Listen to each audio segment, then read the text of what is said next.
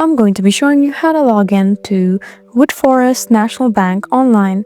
So it's really easy, so let's get right into it. So to log into Woodforest National Bank online banking, you need to go to their official login page. So in order to go there, you just need to open any of the browser. I'm going to be using Safari. Once you're here, what you need to do is go to online.woodforest.com. So you can see this option right here. Just go ahead and tap there. Once you're here, right there at the top, you have the option to log into online banking. Just go ahead and tap on this option and wait for the screen to load the page. So after the login page loads, you just need to enter your details and you're good to go.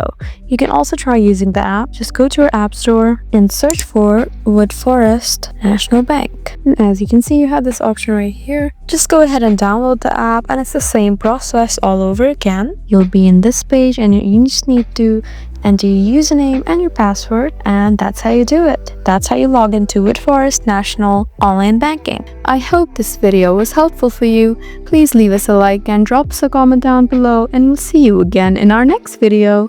Thank you for watching.